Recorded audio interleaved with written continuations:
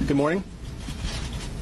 We're here today to announce 3 separate cases highlighting the ongoing threat posed by Chinese economic espionage and research theft in the United States. First, the arrest today of a Harvard University professor for lying about his participation in a Chinese foreign recruitment program. Second, this morning we have unsealed a separate indictment of a Chinese national working as a scientific researcher at Boston University who failed to mention on her visa application that she is also a lieutenant with the People's Liberation Army. Finally, this office has indicted another Chinese national for trying to smuggle vials of biological material out of the United States to China and lying about it to federal investigators. That defendant, whose entry to the United States had been sponsored by Harvard University, was a cancer researcher at a lab at the Beth Israel Deaconess Medical Center. So, this morning, the FBI arrested Dr. Charles Lieber, the chair of the Department of Chemistry and Chemical Biology at Harvard University, for making false statements regarding his involvement in China's Thousand Talents Plan and his affiliation with the Wuhan University of Technology. The complaint alleges that Dr. Lieber signed a contract with the Chinese university in Wuhan and was paid up to $50,000 per month, plus up to $158,000 in living expenses, and awarded more than $1.5 million to set up a research lab at the Chinese school and work there on researching nanotechnology. Lieber also joined China's Thousand Talents Plan, according to the complaint, a Chinese government-run program designed to entice scientists and researchers in the United States to share their research expertise with China. At the same time, Dr. Lieber was receiving U.S. grant funds from the Department of Defense and the National Institutes of Health. National Institutes of Health spends up to $39 million a year funding medical research in the United States. Those programs required Dr. Lieber to disclose if he was working with, including receiving funding from, any foreign power. When questioned, Lieber hid his involvement with the Chinese entities, including specifically disavowing any connection to China's Thousand Talents Plan. Meanwhile, based on the complaint, it appears that China paid Lieber hundreds of thousands of dollars over the years for his involvement with the Chinese entities and for his work on research for Chinese gain.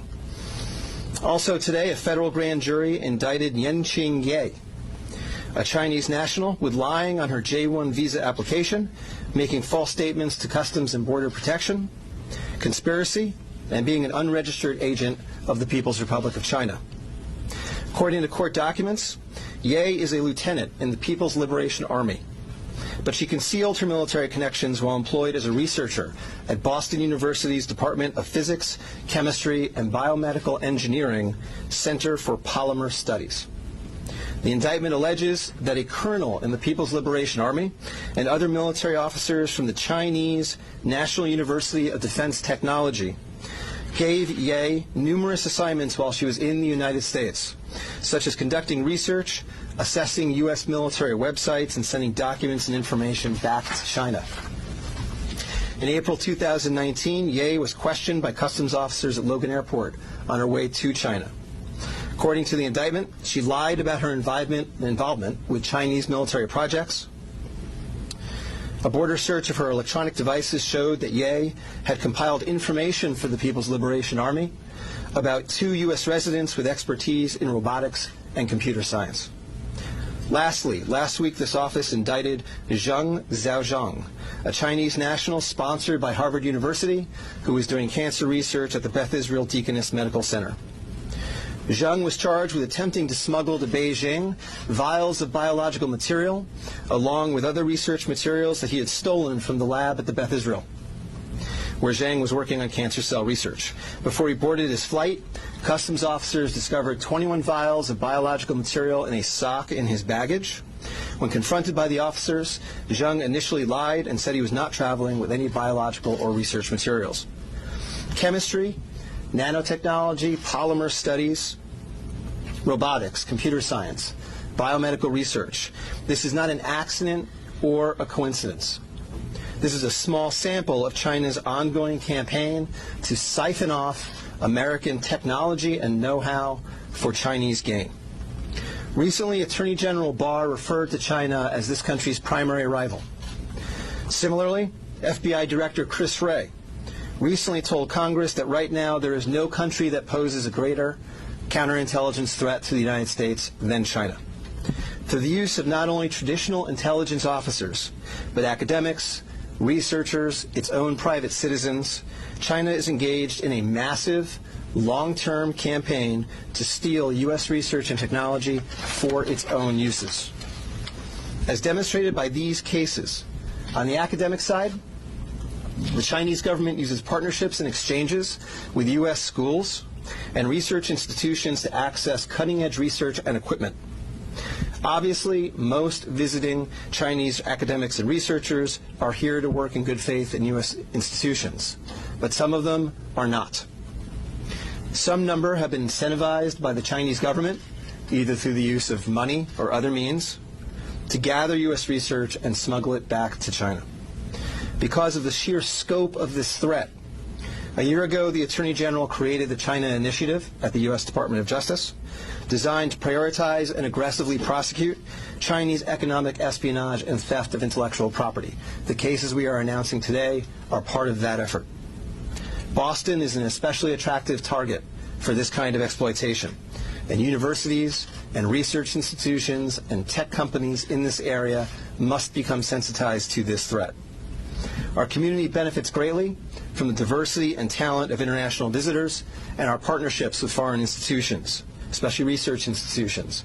But Chinese economic espionage and theft is a real and daily occurrence that we must begin to confront. As the world struggles to contain the new virus, a new speculation from the Chinese scientists who believe it may have originated at a research facility not far from the Wuhan fish market. While they say more research needs to be done to find solid proof, such labs are known to contain disease-ridden animals, including hundreds of bats. Our Kim Hyo-sun with the details. Amid the continued spread of the COVID-19 virus, there's rising speculation the virus could have originated from a government laboratory in Wuhan rather than the widely held belief that it emerged from the city's Huanan seafood markets.